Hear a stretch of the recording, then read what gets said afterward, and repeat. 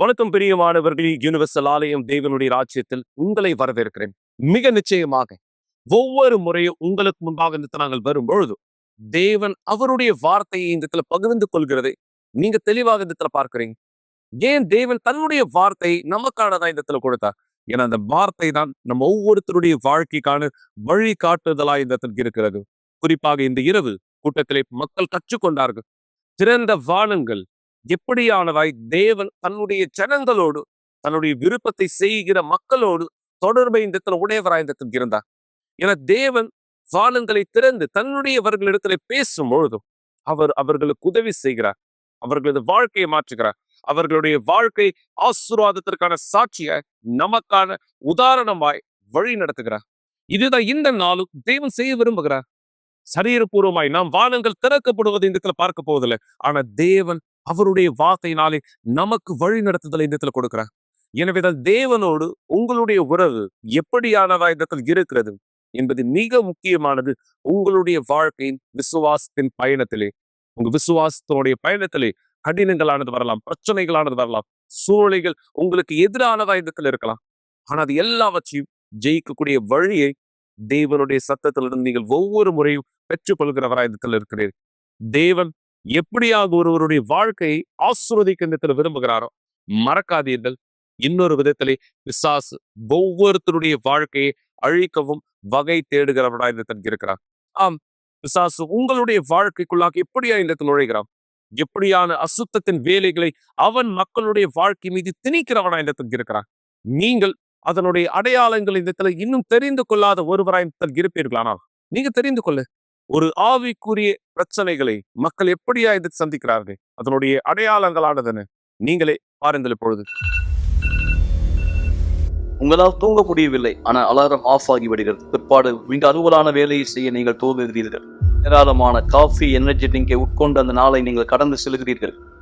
இழந்தவராய் இப்படியாவது அவங்க வாழ்க்கை சென்ற வருடம் முழுவதும் இருந்தது. நாளை உறங்க முடியவில்லை என்பது சாதாரணமான ஒரு விஷயம் அல்ல. இது மாத்திரம் நீங்கள் சந்திக்கிற பிரச்சனைகள் அல்ல. வீட்டில் நீங்கள் பார்க்கிற அந்த நிழல்களை பற்றி என்ன சொல்வது? அப்படி அதிலிருந்து நீங்கள் விடுபட போகிறீர்கள். மீண்டும் நேற்று ராத்திரி உடலில் அழுத்தத்தை உணர்ந்தீர்கள். இருக்கப்படுவதை போல உணர்ந்தீர்கள். தூக்கத்திலே முரமானதை போல உங்களால் அசையவோ அல்லது கத்தவோ கூட முடியவில்லை. உங்கள் உயிரே கூட போகக்கூடிய அளவிற்கு காலை வேலை வருகிறது. மீண்டும் அலாரம் ஆஃப் ஆகிறது. நீங்கள் பரபரப்பான அலுவலை மீண்டும் துவங்குகிறீர்கள். இது பேசுவதற்கு மிக கடினமான ஒரு சூழ்நிலை. இந்த வழக்கமான தொடர்கதை விட்டு வெளியே வர வழி உண்டா?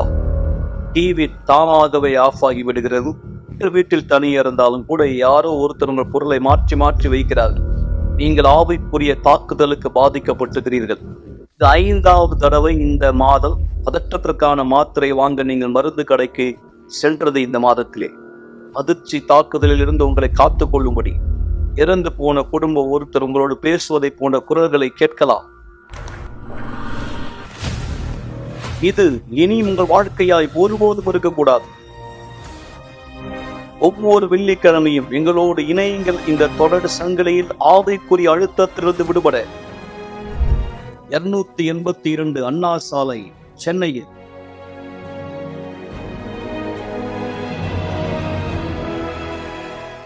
மிக சரியாக இப்படியான பிசாசு வேலை செய்கிறான். கெட்ட பழக்கங்களை கொடுப்பதன் மூலமாக, தவறான நட்புறவுகளை உருவாக்குவதன் மூலமாக, தவறான யோசனைகள் மூலமாக, பயங்கள், பதட்டங்கள், இருளுடைய வேலைகள், தூக்கமில்லாத இரவுகள், செய்வினைகள், சாபங்கள் என்று பல வழிகளை பிசாசு மக்களுடைய வாழ்க்கையை அழிக்கிறவனா இருக்கிறார். அப்படியான பிரச்சனையினால் பாதிக்கப்பட்ட ஒரு நபருடைய சாட்சியை இந்த நேரத்தை நீங்க பார்க்க விரும்புறேன்.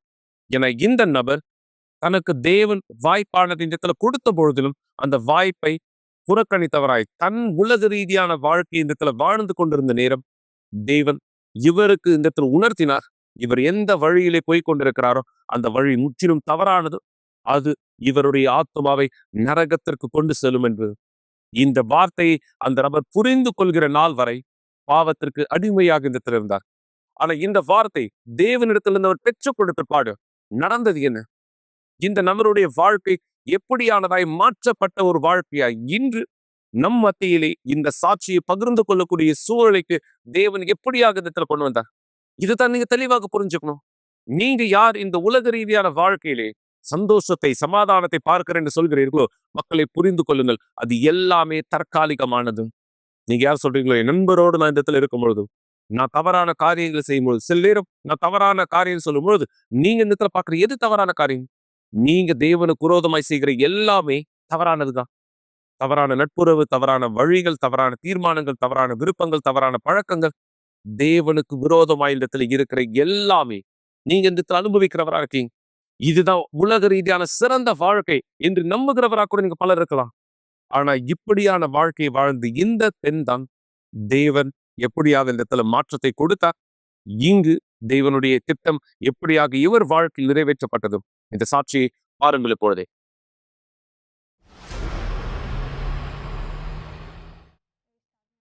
நான் என் ஃப்ரெண்டோட வண்டியில போயிட்டு இருந்தேன். நாங்க போதைப் பொருள் வாங்குறதுக்காக போயிட்டு இருந்தோம். நாங்க நியூ இயர் நைட் பார்ட்டி முடிச்சு வந்துட்டு இருந்தோம். நாங்க அப்போ ஹெல்மெட் போடல. அங்க ரொம்பவே இருட்டா இருந்துச்சு. எங்களுக்கு சரியாவே பார்க்க முடியல.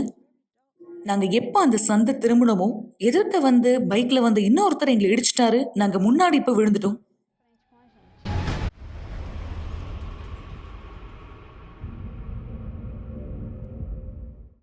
நான் பைக்ல இருந்து தூக்கி எறியப்பட்டேன். நான் எகிறி போய் விழுந்ததுல ஏறக்குறைய ஒரு மரத்து மேல மோதிருப்பேன். நான் விழுந்ததுல முதலாவது என்னுடைய முகம்தான் தரையில இடிச்சுது. என்னுடைய கால்களும் உடைக்கப்பட்டது. ஆனா என்னுடைய முகம் கடைசியில ஒரு ட்ரைனேஜ் பக்கத்துல இருந்தது. எங்களை யார் முதல்ல பார்த்தாங்களோ அவங்க எங்களை ஹாஸ்பிட்டலுக்கு அனுப்பிச்சாங்க. இந்த மாதிரி தான் நான் வந்தேன். அந்த நாளுக்கு முன்னாடி நான் நிறைய கொக்கைன் பயன்படுத்தினேன். விஸ்கி நிறைய குடிச்சிருந்தேன். மருத்துவர் எனக்கு சிகிச்சை கொடுத்தாங்க. ஆனா அவங்களுக்கு தெரியாது நான் கொக்கைன் பயன்படுத்தியிருந்தேன், நான் குடிச்சிருந்தேன்னு மருத்துவருக்கு தெரியாது. எனவே என்னுடைய சூழ்நிலை ரொம்பவே மோசமா இருந்தது. அந்த நேரம் எனக்கு வலிப்பு ஏற்பட்டது. என்னுடைய கை கால் நகர முடியாம ஆயிடுச்சு. அதுக்கு பிற்பாடு கொஞ்ச நேரத்துல டாக்டர் என்னை ஐசியூல அட்மிட் பண்ண வச்சாங்க. என்னுடைய தலையில பலமா அடிபட்டதுனால என்னுடைய மூளையில காயம் ஏற்பட்டது. என்னுடைய சூழ்நிலை மோசமா ஆகாம இருக்கிறத தடுக்கிறதுக்காக அவங்க என்ன செயற்கையான கோமால படுக்க வச்சுட்டாங்க. நான் ஏறக்குறைய 40 நாள் கோமால இருந்து இதுதான் என்னுடைய சூழ்நிலையா இருந்துச்சு.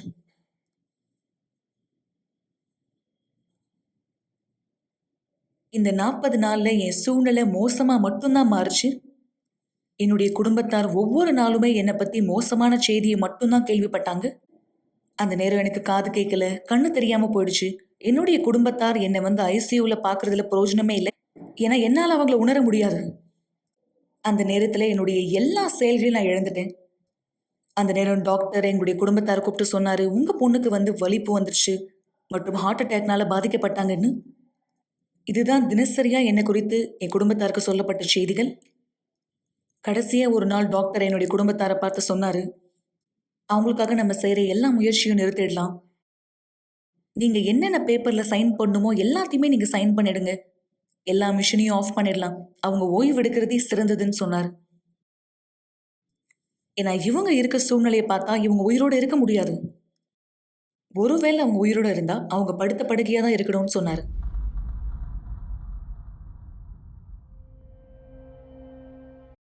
இந்த போட்டோவை பார்த்தா நான் கடந்து போன சூழ்நிலை என்னன்றது கொஞ்சமா உங்களால புரிஞ்சுக்க முடியும். என்னுடைய முழு உடலும் வீக்கமா இருந்தது. என் குடும்பத்தார் என் மேல இருந்த எல்லா நம்பிக்கையும் இழந்துட்டாங்க. என்னுடைய அம்மாவும் என்னுடைய சகோதரியும் தவிர. ஏன்னா அவங்க எப்பவுமே நம்பினாங்க நான் திரும்பி வருவேன்னு. அவங்க சின்ன வயசாக இருக்கும்போதே எங்கள் அம்மா அவங்கள சர்ச்சுக்கு கூட்டிகிட்டு வந்தாங்க. இருந்தாலும் தவறான நட்புறவு, கெட்ட பழக்கங்களுக்கு தன்னை ஈடுபடுத்திக்க ஆரம்பித்தாங்க. அவங்க முழுமையாக தவறான வாழ்க்கையை வாழ ஆரம்பித்தாங்க. நாட்கள் போக போக அவங்களுடைய நிலைமையானது மோசமாக மாறிட்டே போச்சு. நான் அதிகமா போதைக்கும் விபச்சாரத்துக்கும் சட்டவிரோதமான காரியங்கள்ல அதிகமா ஈடுபடுவேன். அது மட்டும் இல்லாம ஃபுட்பால் விளையாடுற அந்த டீமுக்கு சப்போர்ட் பண்ற ஒரு பெண்ணா நான் இருந்தேன். என் வாழ்க்கை முழுசா தலைகீழ மாறுச்சு. ஆனா அந்த நேரத்துல என்னுடைய அம்மாவும் என்னுடைய சகோதரியும் தொடர்ந்து எனக்காக போராடினாங்க, பொருத்தனையை ஏற்படுத்தினாங்க, நோக்கங்களை ஏற்படுத்தினாங்க. குறிப்பா அந்த நேரத்துல நான் வாழ்வா சாவான்ற நிலைமையில இருந்து அந்த நேரத்துல தான் இஸ்ரவேலின் சிறப்பு நிகழ்ச்சி வந்தது. எங்களுக்கான வாய்ப்பு கிடைச்சது நாங்கள் தியாகம் செய்ய. அந்த நேரத்துல தான் என்னுடைய அம்மாவும் என்னுடைய சகோதரும் எனக்காக போராடினாங்க, தியாகங்களை ஏற்படுத்தினாங்க, பொருத்தனையை ஏற்படுத்தினாங்க. எனக்கு நல்லா ஞாபகம் இருக்குது.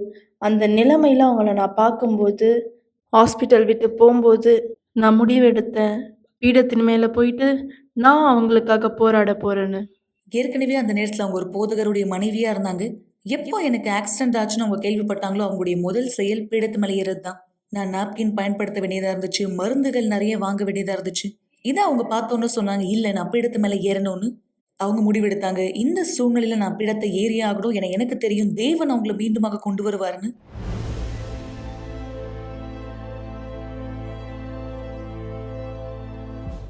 அவங்க பீடத்து மேல ஏறின பிற்பாடு நான் மீண்டுமாக வந்தேன்.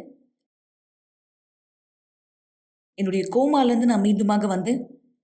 ஆனா தொடர்ந்து எனக்கு பார்வை இல்ல, எனக்கு காது கேட்கல. ஆனா கொஞ்சம் கொஞ்சமா நான் மீண்டுமாக வர ஆரம்பிச்சேன். மருத்துவரால எந்த ஒரு நம்பிக்கையும் கொடுக்கப்படாம இருந்த ஒரு நபர், நான் மீண்டுமாக பார்க்க ஆரம்பிச்சேன். மீண்டுமாக நான் கேட்க ஆரம்பிச்சேன். ஆனா இதுல குறிப்பிடத்தக்க ஒரு விஷயம் இருக்கு. நான் மருத்துவமனையிலேருந்து வெளியே வந்த பிற்பாடு என்னுடைய பழைய குணாதிசயம் மறிக்கவே இல்ல. நான் எப்போ முழுமையா குணமானேனோ, மீண்டுமாக உலகத்துல வாழ்க்கையே நான் தொடங்க விரும்பினேன். நான் முன்னாடியே சொன்னது போல, சில விஷயங்கள்ல என்னுடைய மாம்சத்தினால எதிர்த்து நிற்க முடியல. ஆனா இந்த இடத்துல தான் கவனத்திற்குரிய ஒரு விஷயம் ஒண்ணு நடந்துச்சு. வெளி உலகத்துல இருந்த ஒருத்தர், முன்னாடி என் கூட சேர்ந்து போதையை பயன்படுத்தின ஒருத்தர் என்கிட்ட இத சொன்னாங்க. "சாரா, இந்த வாழ்க்கை தான் உனக்கு வேணுமா? நீ இப்ப போயிட்டு இருக்க இந்த பாதையில தான் நீ உண்மையாவே தொடர்ந்து போக விரும்புறியா? தேவன் உனக்கு மீண்டுமாக ஒரு வாய்ப்பு கொடுத்த பிற்பாடும் நீ இந்த வாழ்க்கைக்கு திரும்பி போக விரும்புறியா?" இந்த வார்த்தை என்னுடைய முகத்துல அறைந்தது போல இருந்துச்சு. ஏன்னா நான் குழப்பமா இருந்தேன். ஏன் இந்த நபர் என்ன பார்த்து இப்படி சொல்றாங்க?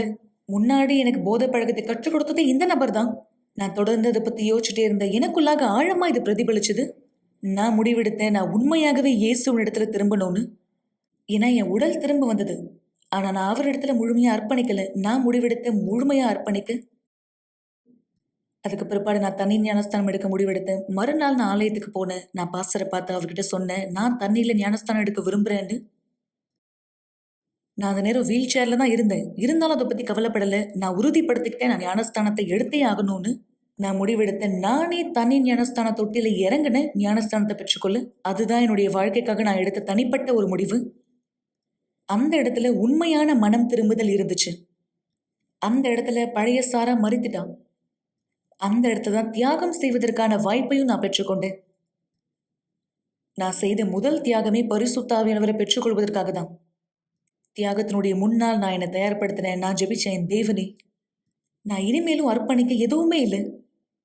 என் வாழ்க்கையை நான் முழுமையா அர்ப்பணிச்சிட்டேன். என்னுடைய நட்புறவை நான் துண்டித்தேன். உலகத்தை நான் பின்பாக விட்டுட்டேன். என் பழைய வாழ்க்கையை நான் கைவிட்டுட்டேன். ஆமா, நான் தொடர்ந்து உங்களை தேடுறேன். ஏன்னா பரிசுத்த ஆவியானவர் இன்னும் எனக்குள்ளாக வரல. இருந்தாலும் நான் உறுதியா இருக்கேன். நீங்க என்ன கைவிட மாட்டீங்க. என்னை நீங்க தனியா விட்டுற மாட்டீங்க. நீங்க வாக்கு கொடுத்தீங்க என்னை தனியாக விட மாட்டேன்னு. பாஸ்டர் வந்தாரு. பரிசுத்த ஆவியை தேடின விதமா கூட்டத்தை ஆரம்பிச்சாரு. செய்தி கொடுப்பதற்கு முன்பாகவே நான் பரிசுத்த ஆவியானவரை அங்க பெற்றுக்கொண்டேன். அந்த நேரம் நான் கேட்டேன், தேவன் என்னை பார்த்து பேசினது. தேவன் என்னை பார்த்து சொன்னாரு, நீ என்னுடைய மகள், நீ என்னுடைய மகள். அந்த நாள் துவங்கி என் வாழ்க்கை முழுமையா மாறிடுச்சு.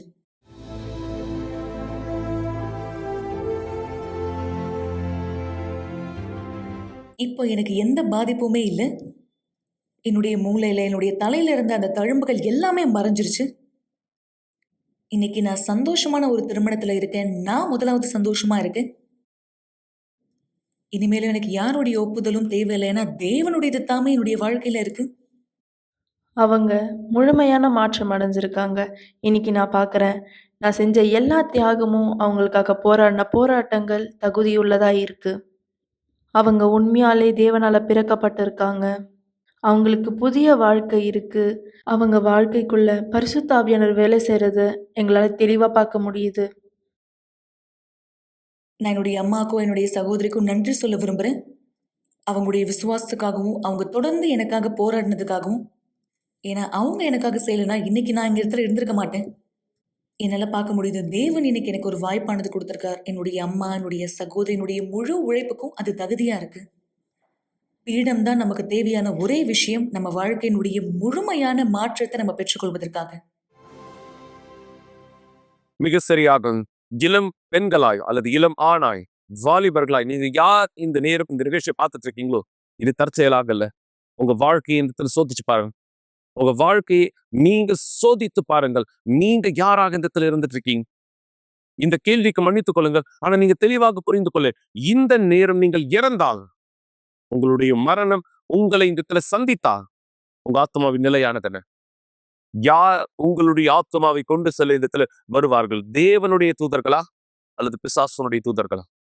ஏன்னா நீங்க எல்லாருமே சொல்லலாம், தேவனுடைய தூதர் எனக்காக இந்த இடத்துல இறங்கி வருவார்.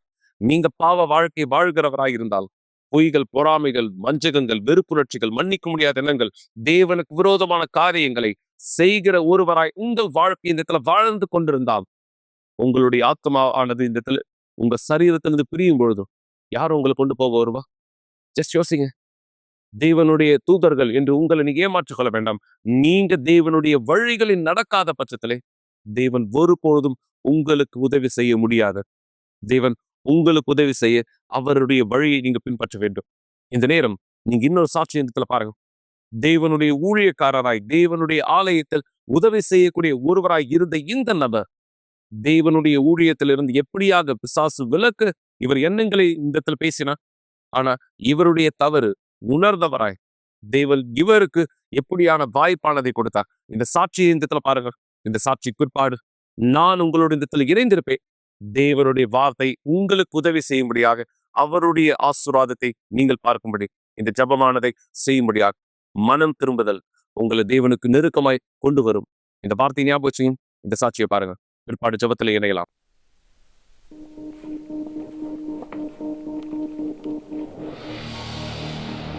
நானும் என்னுடைய மனைவியும் துணையாளராக இருந்தோம். அந்த நேரத்தில் எங்கள் ஆவிக்குரிய வாழ்க்கை சரியா இல்லை. ஏன்னா நாங்கள் பீடத்து முன்னாடி போய் ஜெபிப்பதை நிறுத்தி விட்டோம்.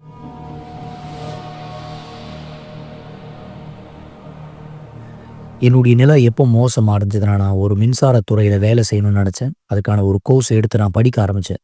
நான் நினச்சேன் இது மூலமாக என்னுடைய பண வாழ்க்கை ஆஸ்வதிக்கப்படும். ஆனால் அதுக்கான வேலை நான் இருந்த இடத்த விட்டு நான் வெளியே வேறு ஒரு இடத்துக்கு போய் வேலை செய்ய வேண்டியதாக இருந்துச்சு. அவர் எப்போ கேட்டலான் போறோம்னு சொன்னாரோ, நான் அவர்கிட்ட சொன்னேன், என் அன்பே, நம்ம திருமணமாகி ரொம்ப வருஷம் ஆகல. நான் கேட்டேன், உங்களுடைய பண வாழ்க்கைக்கு முக்கியத்துவம் கொடுத்து இங்க இருந்து வேற இடத்துக்கு போக போறீங்களா? ஒரு தருணத்தில் போதகர் கூட என்கிட்ட வந்து பேசினார். அவர் சொன்னார், இந்த மாதிரி உன் நிலையில் நான் இருந்தேன்னா கண்டிப்பாக நான் போக மாட்டேன். அப்படி அவர் சொல்லி கூட நான் போனேன். அது எனக்கு நான் ரொம்ப தூரத்தில் போன மாதிரி இருந்துச்சு. அது மட்டும் இல்லை, அந்த மின்சாரத்துறையில் எனக்கு மிக முக்கியமான ஒரு பொறுப்பு கொடுத்துருந்தாங்க. இருப்பினும் அவர் இங்க இருந்து போன உடனே சில அடையாளங்களை வெளிப்படுத்த ஆரம்பிச்சா. அப்ப நாங்க பேசுவோம். நான் கேட்பேன், என் நண்பை இன்னைக்கு ஆலயத்துக்கு போனீங்களா? அவர் சொல்லுவார், இல்ல நான் போல, அல்லது நான் போனேன் ஆனா ரொம்ப தாமதமாயிடுச்சுன்னு. அப்ப நான் அவர்கிட்ட சொல்லுவேன், இல்லை என் நண்பே, இந்த மாதிரி நீங்க செய்யக்கூடாது. நான் ஒரு நிலையில் அவங்ககிட்ட போய் சொன்னேன், என்னை பரிமாற்றம் செய்யுங்க, நீங்கள் இங்கிருந்து வேற ஏதாவது ஒரு இடத்துல டிரான்ஸ்ஃபர் பண்ணிடுங்க. அப்போ சரியான நேரம் கிடைக்கல, மாற்றுறதுக்கான சரியான நேரம் கிடைக்கல. அதுக்கப்புறமா நான் வேலை செய்கிற அதே இடத்துல எனக்கு ஒரு நண்பர் அறிமுகமானார். அவர் வந்து என்கிட்ட பேச ஆரம்பித்தார், பாரு இது வந்து இன்னும் அதிகாரம் கொடுக்கப்படலை இதை செய்யறதுக்கு. ஆனால் இதை நம்ம செஞ்சால் நம்ம இன்னும் அதிகமாக பணம் பார்க்கலாம். ஆனால் எனக்குள்ளே இருந்த அந்த பண ஆசைனால, பண தேவைனால, அது எனக்கு தப்புன்னு தெரிஞ்சும் கூட அந்த மாதிரியான வழியில் வரக்கூடிய பணத்தை நானும் ஏற்றுக்கொண்டேன். அவர் எனக்கு பணம் அனுப்புவார், நானும் யாருக்கும் சொல்ல மாட்டேன். அந்த பணத்தை எனக்கு அவர் அனுப்பிச்ச பிற்பாடு அந்த பணம் எனக்கு ரொம்ப தேவையாக இருந்துச்சு. நான் அப்படி தான் நினச்சேன், எனக்கு அந்த பணம் தேவை.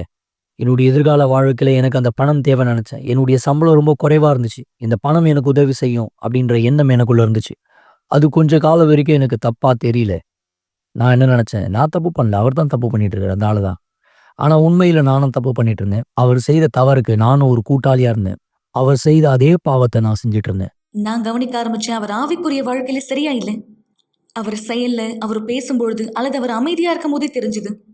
அது வெளிப்படுத்தினது இவர் ஆவிக்குரிய வாழ்க்கையில சரியா இல்லை. அந்த நிலை ரொம்ப மோசமான ஒரு நிலையாக இருந்துச்சு.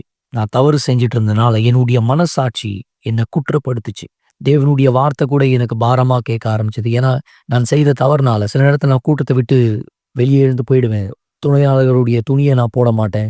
புதன்கிழமை ஆலயத்துக்கு வர மாட்டேன். வெள்ளிக்கிழமை ஆலயத்துக்கு வந்தால் யூனிஃபார்ம் போட மாட்டேன், துணையாளர்கள் துணியை. நான் போக போக என்னை எப்படி பார்த்தேன்னா, நாகமான் மாதிரி, நாகமானுக்கு இருந்த குஷ்டரோகம் மாதிரி, எனக்குள்ள அந்த குஷ்டரோகம் இருக்கிற மாதிரி நான் அப்படிதான் என்னை பார்த்தேன். ஆவிக்குரிய குஷ்டரோகி மாதிரி இப்படிதான் நான் இருந்தேன்.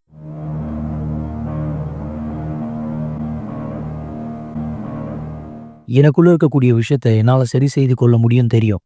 நான் பாஸ்டர்கிட்ட போய் பேசணும், அவர்கிட்ட நான் போய் உண்மையை சொல்லணும். ஆனால் நான் என்ன நானே தடுத்து வைத்துக் கொண்டேன். நான் என்ன பேசப் போறேன்? எப்படி பேசப் போறேன்? நான் எப்பவுமே அவர்கிட்ட சொல்லுவேன், நான் உங்களுக்கான அசிஸ்டன்ட் யூனிஃபார்ம் ரெடி பண்ண போறேன் அப்படின்னு. அவர் சொல்லுவாரு, இல்ல எனக்கு வேண்டாம். நான் எப்படி மத்தவங்களுக்கு உதவி செய்வேன்? நானே சரியில்லாத பொழுது.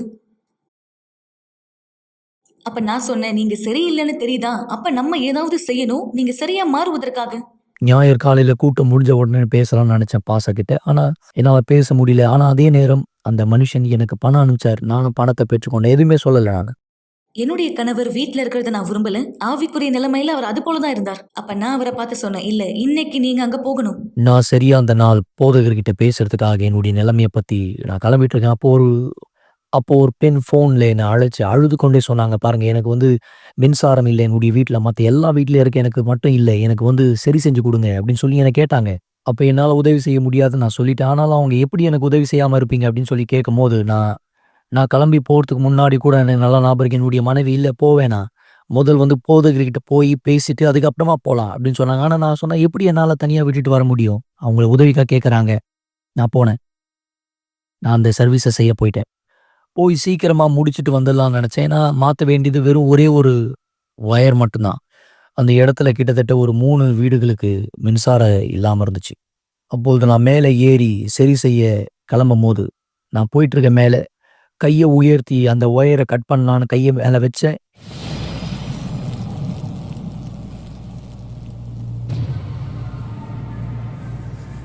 நான் அந்த கம்பிய தொட்ட உடனே 3800 வாட்ஸ் என்னுடைய உடம்புல பட்டுச்சு. என்னால கண்கள திறக்க முடியல, பேச முடியல. அப்படியே மேலேயே நடுங்கிட்டு இருந்தேன். கம்பிய புடிச்சுக்கிட்டே. அந்த நடுக்கத்திலேயே அப்படியே நடுங்கிக் கொண்டே மேல இருந்து கீழ விழுந்துட்டேன். கீழ விழும்போது தான் நீங்க பார்க்குற இந்த பின்னாடி எனக்கு மேல அடிபட ஆரம்பிச்சது. ரத்தம் பயங்கரமா போச்சு. அவர் உண்மையாலே வேதனைப்பட்டார். அந்த நேரம் ஒருத்தர் வந்தார். அவருக்கு முதலுதவி எப்படி செய்யணும்னு தெரியும். அந்த நேரம் அவர் அவருடைய விரலை எடுத்து மேத்யூவுடைய வாயில வச்சிருந்தார். அப்ப நான் கேட்டிருந்தேன், உதவி செய்யுங்க, அப்படி இல்லைன்னா இவர் மரித்து போவார். அவருடைய நாக்கு அவர் முழுங்கிடுவார் போல. அந்த நேரம் ஏறக்குறைய அவருடைய விரல்களையே அவர் இழந்திருப்பார். நான் சொல்ல மறந்துட்டேன், அந்த நேரம் நான் 6 மாசம் கர்ப்பமா இருந்தேன்.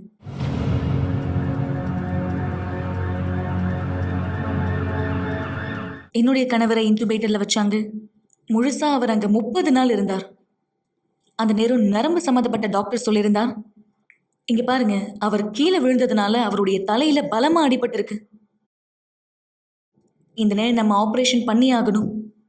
இந்த போட்டோ அவர் ஐசியூல இருக்கும்பொழுது எடுத்தது. இந்த சமயத்துல தான் அவருக்குள்ளாக இந்த கற்கள் எல்லாம் வெளியே வந்தது. இது அவருடைய தலையினுடைய பிற்புறம் எடுத்த போட்டோ. அந்த இடத்துல தான் அவருக்கு அடிபட்டுச்சு.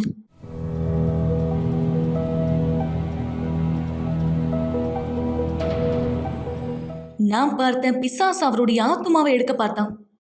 அது தெளிவா தெரிஞ்சது. அந்த நேரம் நாங்க இஸ்ரவேலின் சிறப்பு நிகழ்ச்சியில இருந்தோம். அந்த நேரம் நான் பார்த்தேன், எங்களுடைய முழுமையை பீடத்து மேல அர்ப்பணிப்பதற்கான நேரமா இருந்தது. ஏன்னா அது வெறும் என்னுடைய தியாகம் மட்டும் கிடையாது, அவருடைய தியாகமுமா இருந்தது. ஏன்னா அபாயத்துல இருந்தது அவருடைய ஆத்துமா. நான் நினைச்சேன், இப்போ என் கணவர் இறந்துட்டார்னா அவருடைய ஆத்துமா எங்க போகும்? நான் பீடத்து மேல என்ன சொன்னேன், தேவனே, இந்த இடத்துல என்னுடைய ரத்தமும் மேத்யூடைய ரத்தமும் இருக்கு. இது எங்களுக்காக கூக்குரல் செய்யும். அவருடைய ஆத்மாவுக்காக இது கூக்குரல் செய்யுது. என்னுடைய மனைவி எப்படி பீடத்து மேல எனக்காக போராடிட்டு இருந்தாங்களோ, அதே போல நான் ஆவிக்குரிய விதத்துல நான் மருத்துவமனையில போராடிட்டு இருந்தேன். எனக்கு சுயநிலையே இல்ல. நான் ஏதோ வேறு ஒரு உலகத்துல இருந்த மாதிரி நான் நினைச்சிட்டு இருந்தேன். அந்த நிலையில நான் இருக்கும்போது எனக்கு நடந்த ஒரு விஷயம் ரொம்ப நிஜமா இருந்துச்சு. எனக்கு நேரா ஒரு தூதுவர் வந்தாரு. ஒரு தூதுவர் எனக்கு நேரா வந்த பிற்பாடு என்னுடைய கரத்த பிடித்து என்ன மேல கொண்டு போனார். மேல போயிட்டு இருக்கும்போது கொஞ்சம் கொஞ்சமா அந்த தூதருடைய முகம் பிசாசனுடைய முகம் போல மாறுச்சு. அருவருப்பான ஒரு முகமா, பயங்கரமான ஒரு முகமா. அத நான் பார்த்த உடனே அதிர்ச்சி அடைஞ்சேன். இல்ல, நான் நரகத்துக்கு தான் செல்லப் போறேன். பிசாசு தான் என்ன கொண்டு போறான். எனக்கு வேற வாய்ப்பே இல்ல. வேற வாய்ப்பே கிடைக்காது. எப்படி நான் என்னுடைய வாய்ப்ப தவற விட்டேன்? எப்படி? எல்லா வாய்ப்ப நான் தவற விட்டுட்டேன். நான் எத போதிச்சேனோ அதுல நான் வாழல. அதே தருணத்துல எனக்கு தேவனுடைய குரல் கேட்டுச்சு. தேவனுடைய குரல் மீண்டுமா எனக்கு ஒரு வாய்ப்ப கொடுத்துச்சு. நான் கண்ண விழிச்சு பார்க்கும்போது, நான் முதல் பார்த்த ஒரு நபர் என்னுடைய அம்மா. அவங்கள பார்த்த உடனே நான் நினைச்சேன், தேவன் எனக்கு மீண்டுமா எனக்கு ஒரு வாய்ப்பு குடுத்திருக்கார். இந்த வாய்ப்ப நான் பயன்படுத்தணும். இந்த வாய்ப்ப நான் கைவிடக்கூடாது. அதுக்கப்புறமா நான் அழுகத் தொடங்கினேன். நான் அழுகத் தொடங்கின பிற்பாடு, இயேசு எனக்காக அவருடைய ஜீவனை கொடுத்திருக்காரு. அவருடைய ஜீவனை கொடுத்தார். அவர் எனக்கான வேலையை ஏற்கனவே சிலுவையில செய்திருக்கார். அப்பொழுது நான் நேர்மையா இருந்தேன் தேவனுக்கு. நேர்மையா என்னை காண்பிச்சேன். எனக்கு உண்மையாவே உதவி தேவை தேவனே. எனக்கு ஒரு புதிய வாழ்க்கை தேவை. நான் இதை தான் தேவன்கிட்ட சொன்னேன். என்னுடைய அம்மா போயிட்ட பிற்பாடு என்னுடைய மனைவி வந்தாங்க. என் மனைவி கிட்ட நான் சொன்னேன், நான் இந்த இடத்த விட்டு வெளியே வந்த உடனே நான் எந்த இடத்துக்கும் போக மாட்டேன். முதல் நான் ஆலயத்துக்கு தான் போறேன். அங்க முதல் வந்து சேர்ந்த பிற்பாடு நான் அங்க பாஸ்டரை பார்த்தேன். பாஸ்டரை பார்த்த உடனே சொன்னேன், பாஸ்டர் தயவு செய்து எனக்கு ஞானஸ்தானம் கொடுக்குறீங்களா? அப்போ அவர் சொன்னார், ஆமா நான் உனக்கு தர ஞானஸ்தானம் நிச்சயமா. அந்த இடத்துல உண்மையா, அந்த நேரம் உண்மையா, முழு மனதோட முழு விருப்பத்தோட நான் பெற்றுக்கொண்ட ஞானஸ்தானம் என்னை மீண்டுமா தேவன்கிட்ட வர வைத்தது. நான் தேவன்கிட்ட அங்க அறிக்கை செய்த நேரம் என் மனசுல இருக்கக்கூடிய பாரத்தை தேவன் வெளியெடுத்தார். அந்த பாவம் உள்ள அந்த பாவம் என்னால் அதை விலைக்கு சொல்ல முடியல எப்படின்னு. அதை வெளியே எடுத்தார் தேவன். அதை எடுத்த பிற்பாடு தான் நான் விடுதலை அடைஞ்சேன். அதுக்கப்புறம் தான் பரிசுத்தாவி எனக்குள்ள வந்தார்.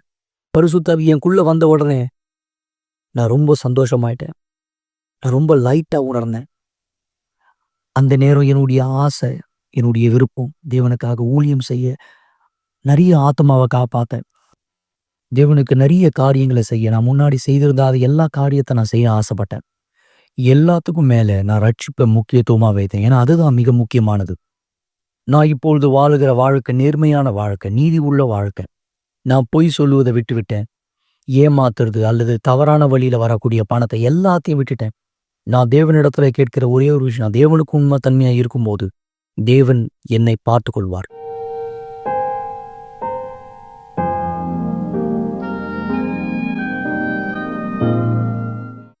ஒரு மனுஷன் வாழுகிற நிலை மிக முக்கியம் கிடையாது. இல்ல அவருக்கு இருக்கக்கூடிய அதிகாரம், ரட்சிப்பு தான் இருக்கிறதுலே மிக முக்கியம். என்ன மாதிரி அநேக பேரு வாய்ப்புகளை தவற விடுறாங்க. வாய்ப்புகளை பாவம் செய்த பிற்பாடு அந்த பாவத்தை மனம் திரும்புவதற்கான வாய்ப்பு வரும்போது அதை தவற விடுறாங்க. என்னெல்லாம் ஞாபகம், என்னுடைய மனைவி என்கிட்ட சொன்னாங்க, ஞாயிற்றுக்கிழமை வாங்க பாஸ்டர்கிட்ட பேசலாம். ஆனா நான் பாவம் செய்திருந்த அந்த ஆள் நான் ஒதுக்கி விட்ட அந்த வாய்ப்பை. சில நேரத்துல நண்பர்கள், நீங்க ஒதுக்கி விடும் போது உங்களுக்கு வாய்ப்பு இருக்காது மனம் திரும்ப. ஒருவேளை கடைசி வாய்ப்பு உங்களுக்கு வராம கூட போலாம், நிறைய பேருக்கு வராம போற மாதிரி. ஆனா என்னுடைய கேஸ்ல, என்னுடைய வாழ்க்கையில கடைசி வாய்ப்பு வந்தது. அதை நான் பெற்றுக்கொண்டேன். அதை நான் பெற்றுக்கொள்ளாமல் இருந்தேன்னா நான் இந்த நேரம் நரகத்துல இருந்திருப்பேன்.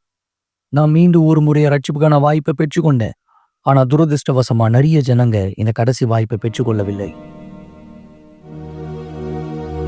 ஒரு கிளாஸ் தண்ணீரை ஆயத்தப்படுத்திக் கொள்ளுங்கள் அல்லது தொலைக்காட்சிக்கு அருகாமையிலே வாருங்கள். இந்த நேரம் உங்களுக்கான ஒரு சிறப்பு ஜெபத்தை நாம் செய்ய போகிறோம். எங்கள் ஆண்டவராகிய இயேசுவே, என் தேவாவியானவரே, இதோ இந்த நேரம் இந்த நபர் யார் தன்னுடைய பாவத்தை குறித்து இந்த புரிந்து கொள்கிறாரோ, தான் வாழ்ந்து கொண்டிருக்கிற இந்த வாழ்க்கை தவறானது, தேவனை பிரியப்படுத்தாதது என்பதை புரிந்து கொள்கிறாரா? இயேசுவே, என் தேவாவியானவரே, இவர்களுக்கு இந்த நேரமும் நீர் உதவி செய்கிற தேவனாய் இருக்கிறீர். இந்த சாட்சிகளில் மக்கள் மனம் திரும்பின பொழுது என் தேவனை நீர் அவர்களுக்கு உதவி செய்தீரே, ஆனால் ஏன் இந்த மக்களுக்கு உதவி செய்ய மாட்டீர்?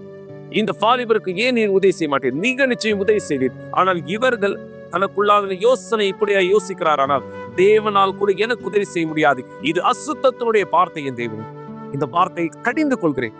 இந்த நபர் இந்த தெளிவாய் புரிந்து கொள்ளட்டும்.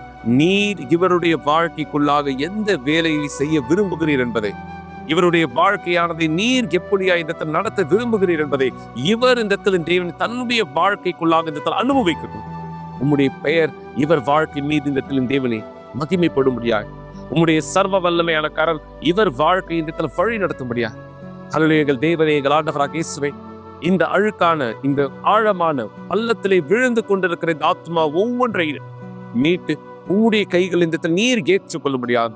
அவருடைய எண்ணங்களை, அவருடைய வாழ்க்கை, அவருடைய வழிகளை, அவருடைய திட்டங்களை எல்லாவற்றையும் நீர் மாற்றி உம்முடைய பிள்ளைகளாய் இவர்களது வாழ்க்கை ஆசீர்வதிக்க கேட்கிறேன். என் தேவனை, ஆண்டவராகிய இயேசு, இவருடைய மீது உம்முடைய சமாதானத்தை கட்டளையிடுகிறேன். ஏனென்றால் இந்த உலகம் கொடுக்கிற சமாதானம் தற்காலிகமானது. உம்முடைய சமாதானத்தை கட்டளையிடுகிறேன்.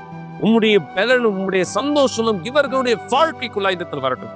இவர்களுடைய வாழ்க்கை உம்முடைய பெயரானதை மகிமைப்படுத்துகிற வாழ்க்கையா இந்த இருக்கு. என் தேவனை, ஆண்டவராகிய இயேசு, இந்த இளம் வாலிபர்கள் யார் இந்த நிகழ்ச்சியை பார்த்து கொண்டிருக்கிறார்களோ, பெற்றோர்களா யார் இந்த நிகழ்ச்சியை பார்த்து கொண்டிருக்கிறார்களோ, யார் இந்த உதவியை உம்முடைய கைகளிலிருந்து பெற்றுக்கொள்ள விரும்புகிறார்களோ, இவர்கள் ஒவ்வொருவருக்கும் இதோ இந்த உதவியானது கிடைக்கட்டும். இவர்களுடைய வழிகளை உன் கைகளில் ஒப்புவிக்கிறேன். இவரை ஆசீர்வதிக்கிறேன். எங்கள் தேவனும் சர்வ வல்லவருமாய் இருக்கிற ஆண்டவராகிய இயேசு கிறிஸ்துவின் பெயரால் பரிசுத்த ஆவியானவரை உதவி செய்து வழி நடத்தி ஆசீர்வதிப்பீராக. ஆமென். தேவன் உங்களுக்கு உதவி செய்ய தயாரா இருக்கா? அவர் உங்க வாழ்க்கை வழி நடத்துகிறவரா இருக்கிறார். தேவனோடு உங்கள் படியை எடுத்து வைங்க. விசுவாச நகரலாம். தேவனுடைய திட்டம் உங்கள் வாழ்க்கை மீது நிஜமாகட்டும். நாளை மீண்டும் இதே நிகழ்ச்சி சந்திக்கிறேன். இயேசுவின் பெயராலே.